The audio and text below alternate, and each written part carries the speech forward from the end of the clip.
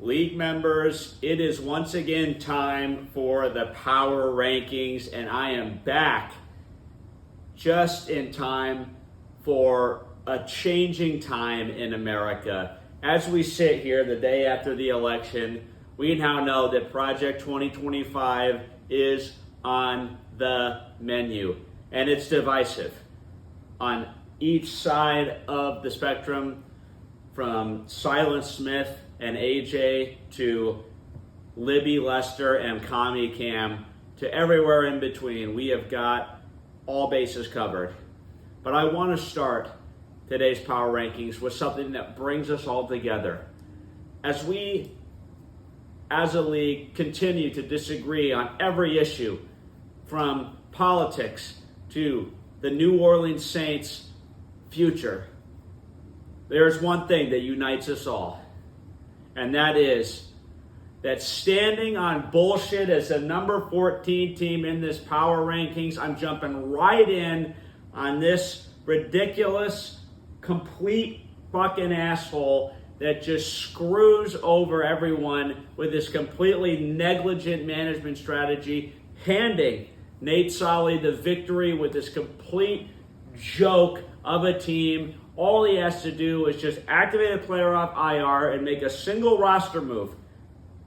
Just one before the Thursday night game, and Nate Solly would be at 3-6 right now, and Pablo, against all odds, would be 4-5 and tied for a playoff spot. Instead, Darwinism takes over. He eliminates himself with his stupidity, and in addition, I am making a referendum right now. I don't care if he scores 160 points the rest of the year. Pablo will be last every single week until he is removed from our league. The sooner the goddamn better. Standing on bullshit, number 14. Getting off, firing hot on these power rankings. Number 13 coming up right now. League members, coming in at number 13, we have Boca Juniors FC Gabo, all alone in last place in the league. Now, I didn't want to sort of rub salt into the wound by having our two Southern friends as the last two people in the league as our election wraps up, which you could argue was not necessarily in their favor, even though Trump did make tremendous gains in the Hispanic vote somehow. Hard to figure that one out, but hey, numbers are the numbers. But it just happened to be that way that our two Southern friends are the last two guys of the power rankings. And for Gabo, a season that started off with a lot of promise really has been more poorly managed than Kamala's campaign, with all these terrible trades that have been made. These trades, in my opinion, have just not worked out in your favor. Your team was actually scoring really well for a long time. You hit the panic button too soon, and as a result, you made your team a lot worse with these trades. If you still had Lamar and Achane, for example, you would have had much better scoring this week. Just not a good management strategy for your team. You hit the eject button, and now you are looking forward to your own Project 2025, trying to figure out what you're going to do for next season, because basically your season is now over, unfortunately.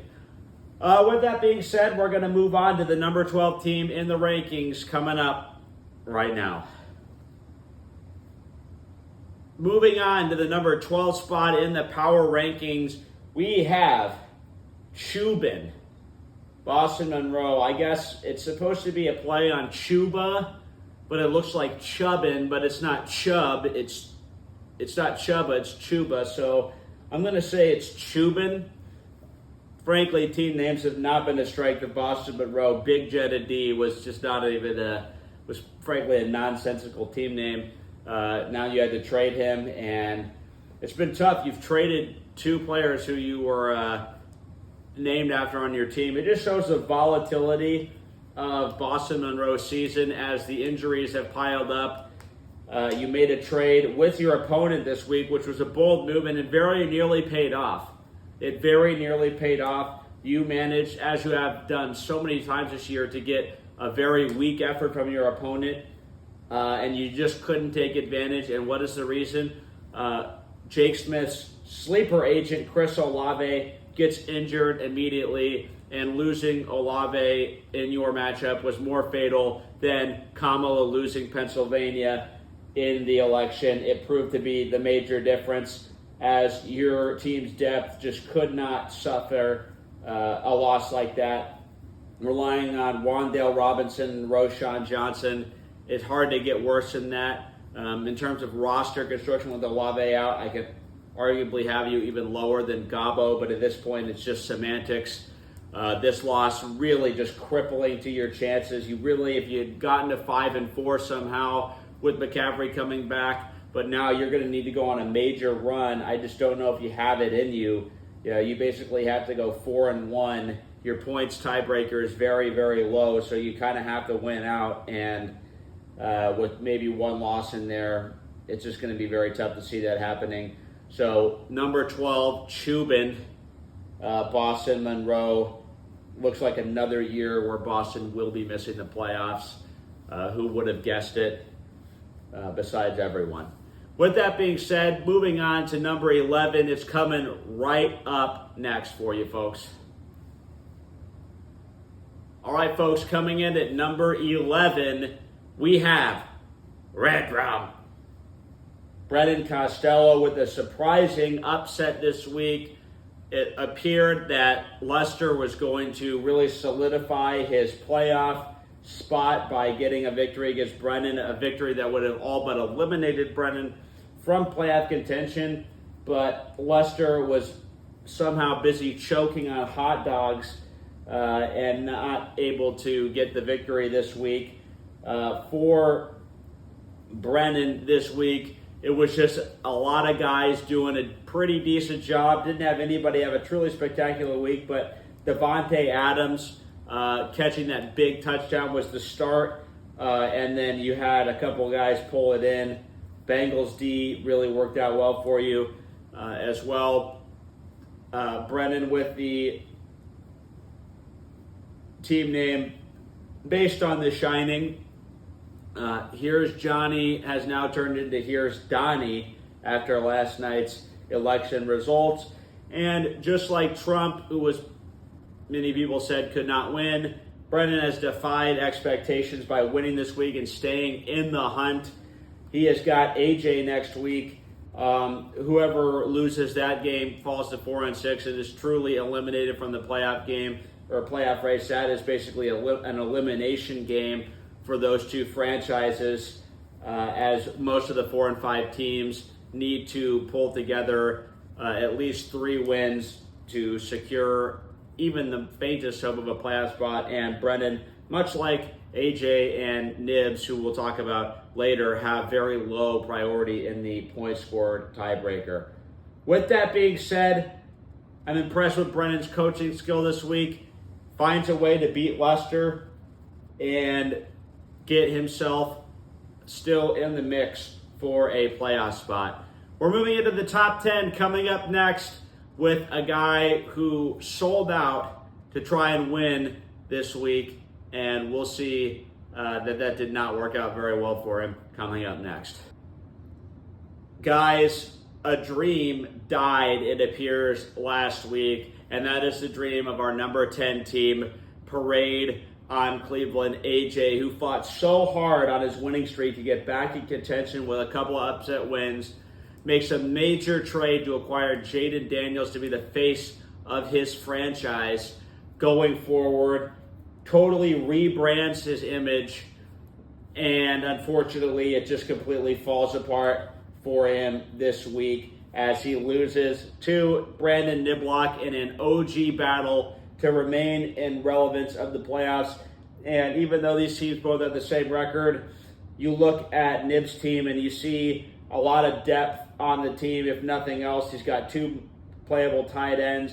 He can sort of do just enough to win these type of matchups. With AJ's team, the issue all year has been how top-heavy AJ's team has been. When you look at his roster, a lot of his players outperformed Brandon Niblock's players this week, but the Unfortunate reality is between tight end, flex, defense, and kicker, AJ only squeezed 14.2 points out of those 4 positions, whereas Brandon Niblock was able to get over 35 points from those spots. That proved to be the difference. In spite of Saquon's best efforts, it looks like AJ couldn't get over the hump, and he's traded away much of his depth.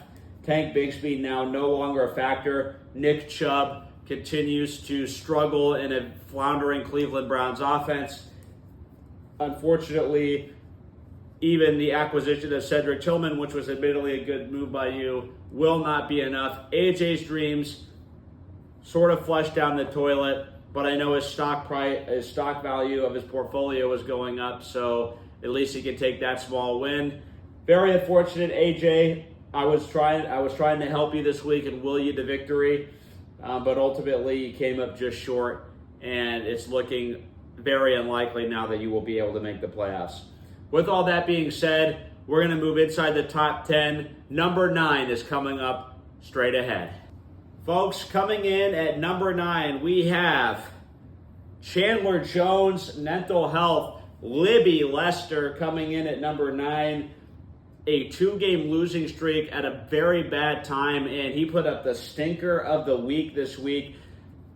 When I doubt your team in the power rankings, you're supposed to respond, not totally shit the bed Kamala style, but that's exactly what Lester did this week. Had a win, you would think, up against Brennan's team. Well, Brennan's team totally overperformed expectations, and Lester, everyone else this week broke 90. Lester didn't even break 80. Very upsetting performance. And what's even worse news is he may have lost A.J. Brown next week. Lester is, of all playoff teams currently, by far the most likely to fall out of the race. We always criticize Lester's team as sort of a pretender. Unless he responds next week with a big result, those cries are going to get louder and louder. Lester's team direction right now sort of reminded me of Kamala's watch party, where there was a lot of excitement at the beginning. Slowly but surely reality set in, and everyone started drifting away. Lester's fan base, a lot of murmuring going on about what is going to happen with this team. Relying on guys like Alexander Madison, DJ Moore, Jacoby Myers, all guys that are on bad offenses, really limits the upside of this team.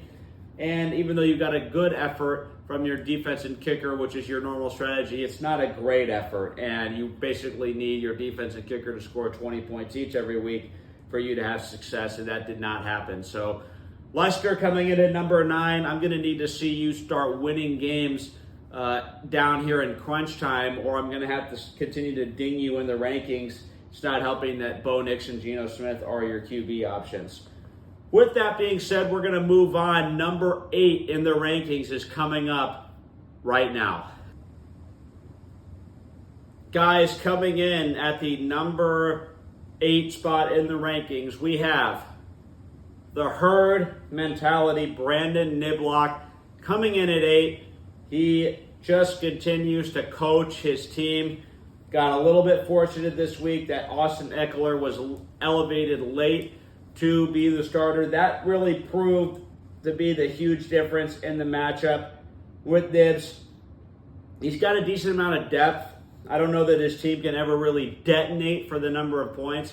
And with guys like Ramondre Stevenson, Keon Coleman, some of these other guys that are very up and down players, not to mention the fact that Eckler most weeks will be a backup, you would think, although Brian Robinson has not been doing a good job of staying healthy recently. There may be limited upside with this team, but Nibs is a type of guy that can do just enough to win, trying to squeeze points out of every crevice that he can get his hands on. In spite of the late kicking mishap, he gets the job done. Brandon Niblock, old, reliable, just does what he's supposed to do every single week. At this point, I think he cares more about the Coach of the Year award than he does about actually winning the championship. He just wants to continue to do these waiver claims and then text me about how great his defensive streaming skills are, which I can't argue with. The Titans D was a smart pickup this week. With Nibs, he's getting Purdy back next week for his quarterback in a great matchup. We'll see if this guy can redeem himself as the preseason number one and somehow sneak into the playoffs and potentially break the curse. He is looking to do that this year. With that being said, we're moving on, and we're not going to have to look far. The game of the week, in my opinion, is between Brandon Niblock and this next team on our list, coming in at number 7, straight ahead. Guys, moving on to the number 7 team. This is a problem we can no longer ignore. We have to face the reality that back-to-back, JoJo Cunningham is surging. He's broken 130 each of the past 2 weeks.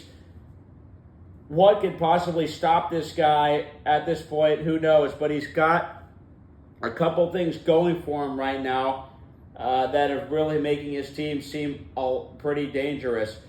He was able to get JSN to go off this week. Now, is that sustainable? Probably not with DK coming back, but he's used that to perfection this week in order to beat Gabo. And his pickup of Kareem Hunt has yielded him a really, really solid, sustainable scoring. Again, when Pacheco comes back, we'll see how Hunt is affected. But as of now, back-to-back is able to put up a lot of scoring in his last 2 matchups. Josh Jacobs is still a good player. Excellent job. Tyreek Hill has a lot of value with Tua coming back. And even Travis Kelce, who was basically left for dead early on in the season, has surged ahead and started to score some really meaningful points for this team. JoJo coming back from the dead to be a factor this year. And as we look ahead to this matchup next week, what Nibs probably had picked out as a very winnable game, now not seeming so winnable anymore. Now, for Brandon Niblock, he's got a couple of things going his way. Josh Jacobs and JSN are both on bye this week, so it's going to be tough for this JoJo team, who also has several bench players on bye, to be able to sort of fill in the gaps for his team. But this is going to be one of the matchups that we are really looking at this week. I'm declaring this the game of the week. We will see if Brandon Niblock can get one more coaching miracle, because the reality is the loser of this game is in real trouble at 4-6 and in danger of missing the playoffs. With that being said, guys, we are moving into the top 6 playoff teams now in the rankings. Who do I think is going to be there? Find out next. It's coming up right now. Guys, coming in at number 6, we have possibly our most controversial ranking. We have New Era 8, Nate Solly, coming in at number 6. Solly's victory reminds me a little bit of Hillary Clinton's sketchy nomination in 2016. Very suspicious how he was able to sneak past Pablo, who didn't set his lineup. Cause for controversy is Nate Solly. Clearly extremely lucky. By all rights, he should be at 3-6. Basically would have had to win out, would have had to go on a 5-game winning streak to get into the playoffs probably. Maybe he could have snuck in at 4-1 because he's got a good tiebreaker. But right now, he is in prime position to make the playoffs thanks to Pablo's completely negligent, utterly irresponsible, disastrous shit pile of a management strategy, which I can't emphasize enough, needs to be removed from our league as soon as possible. I'm advocating for it very, very highly. With Solly's team, he did get somewhat unlucky initially because Puka punching another player was not really a great strategy to stay in the game. Solly, at times, it seems like he's underperformed the talent on his roster. You feel like this team should be a lot better, but at the end of the day, he gets a very lucky win, and he is now in very prime position. You look ahead with Nate Solly. He's got a matchup this week where he's going to be facing Boston Monroe. That should be a win that gets him back to 500. He should be easily annihilating Boston's team this week. In spite of McCaffrey's return, this is going to be a game where I think he gets back on track and starts to right the ship. If he was at 3-6, I would say he would have had a very low chance of making the playoffs. Suddenly, though, he's 4-5, and just a disgraceful, completely ridiculous episode from Pablo this week in terms of his management skills. I don't know what to say about it, but Nate Solly coming in at number 6. Hey, what are you going to do? He just keeps doing what he's supposed to do.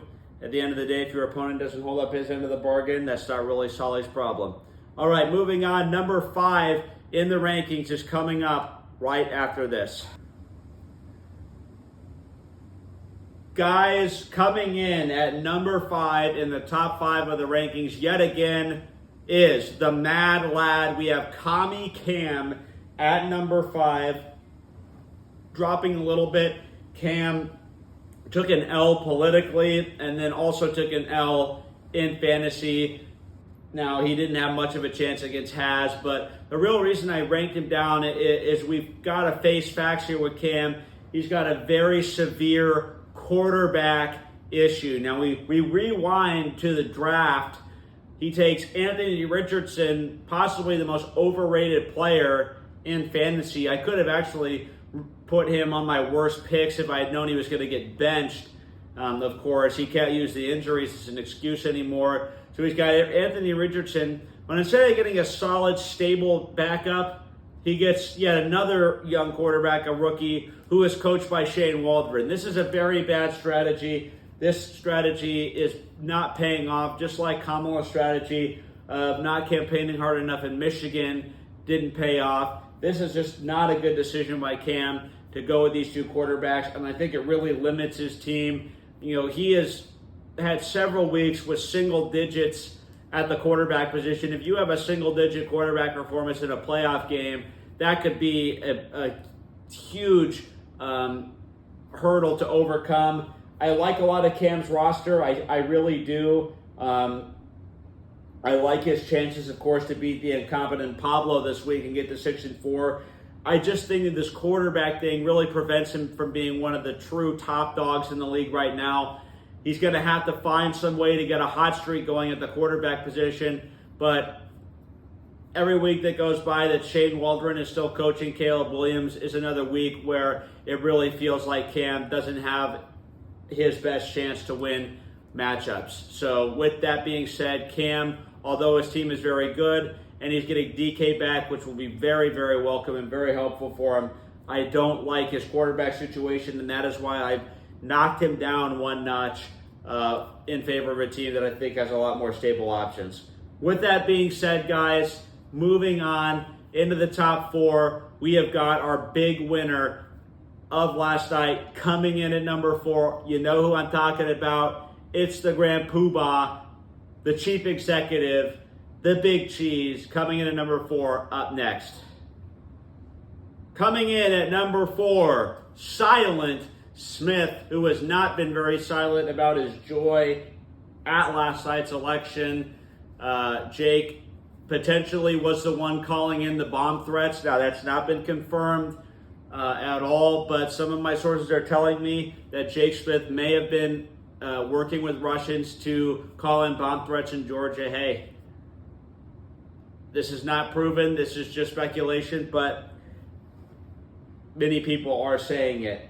Now, when it comes to God Emperor Trump and his new team name and his new sort of look with Justin Jefferson, I think we can see the value of adding a player like Justin Jefferson to his team. Now that Darnold and Jefferson, he's been able to use those guys together. I really like his quarterback situation. He can play Jordan Love and Sam Darnold. They're both highly capable players, even though Darnold did show a slight propensity to just start throwing the ball to the other team last night, sort of like the old Sam. Found a way to still put up 19 fantasy points.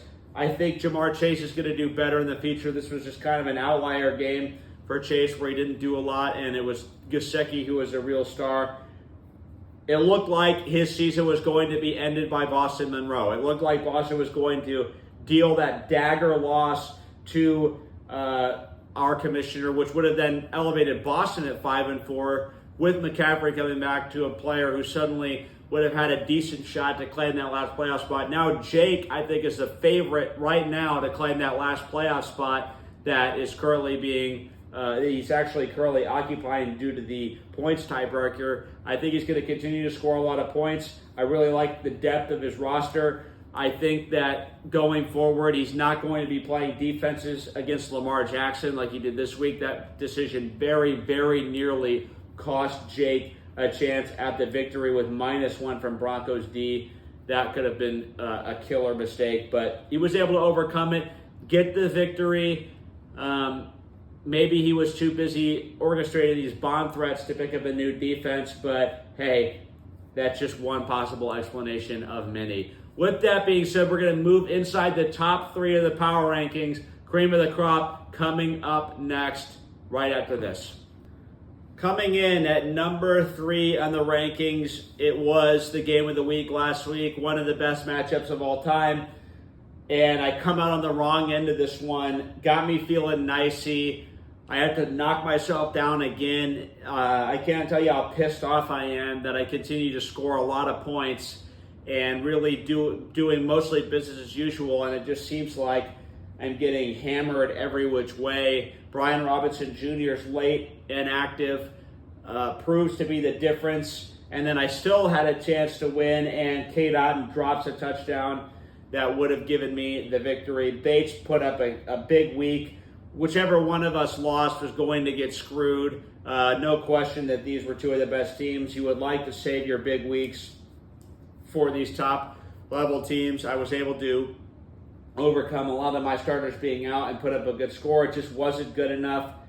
I have to believe that things are going to be looking up for me. I should be able to put Nico Collins, Deebo Samuel, and Brian Robinson Jr. all back in my lineup this week, which should be a huge boost for my team going forward. I need Nico to stay healthy. My team has not been the same without Nico Collins in it. He was probably my best player. He has been out, but it is very unfortunate what's been happening these recent weeks.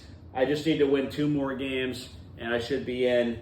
But I can't tell you how frustrating this 1-3 stretch has been, where I still feel like I'm one of the best teams in the league, but I just cannot seem to get things to go my way during this stretch. With that being said, guys, I think we could just keep it rolling for number 2, Sean Bates. I mean, let's just keep it rolling here. Bates scores 119 to kind of KO me, and the Kamara Achane running back situation is seemingly unassailable at this point. That's 2 of the top dogs in the sport. I feel like right now, both of those guys are arguably top 5 running backs. Achane is just a monster. His concern is with health. We have a slight concern with Kamara. His team situation seems to be disintegrating, and we'll have to see how Dak's injury affects CeeDee Lamb. But overall, I think this team's got depth. DeAndre Hopkins had a freaking massive game on his bench, just an absolute bomb he dropped. He could easily be a top wide receiver 2 in this league. He's also still got Brian Thomas Jr. A lot of reason to think that this Sean Bates team is now a true contender. The years and days of Sean being a pretender are over. This is the type of matchup in years past he would have choked. He would have blown it against me and not won, and he would have been 5-4 with a lot of negative momentum. Instead, he comes through and gets a victory in a clutch fashion. At 6-3, he is nearly unassailable now when it comes to making a playoff spot. And when you factor in that he does have the matchup against Silent Smith and God Emperor Trump this week, it's going to be back-to-back chances for him to knock off some top teams. That could also be considered a game of the week, although I think either one of those teams could probably survive the loss, particularly if Bates loses. It's not going to affect him that much, but that should be a matchup we all keep our eyes on this week. And, of course, I'll just keep it rolling for this one, too. Haz's Hustlers, number 1. It's the same old story, same old song and dance for Haz. Another week where he puts up a big point total. Another week where he survives injury-free. if this team does not suffer an injury, it's going to be very hard to see anybody else winning. He didn't even have Kittle, who's been one of his top players this year. He had to play Colby Parkinson, who ended up scoring 0. No revenge narrative for Colby Parkinson, but the rest of his team is just looking incredibly solid. When Kyron Williams and Aaron Jones have average weeks, Chase Brown explodes, still getting a lot of points from his receivers. Darnell Mooney, just one of the best picks of the entire draft. He's been very consistent and has had a couple of nuclear weeks this season. Just a great pick by him. He did everything right, and the luck has gone his way as well. When you combine great skill and great luck with you get a team that is dominating. His chances of winning the scoring title are, I would say, above 70%. It would take a huge effort by me, and in combination with a couple of major drop-offs for this team to not win the scoring title this year. Congratulations to Haz. Like I said, he's been one of the missing rings in our league. I think this is probably going to be his year, if it is ever going to be this year, that he gets it done. All right, guys, that is going to wrap it up for the power rankings this week. I really hope that you enjoyed getting a return to the power rankings, a return to normalcy, as we are a nation in transition now at this point. We needed something stable to kind of unite us. These power rankings, I hope, did just that, guys. Thank you so much for watching, and I will definitely maybe see you next week for another edition of the Power Rankings. Find out, and that is going to wrap it up, folks. Thank you very much for watching.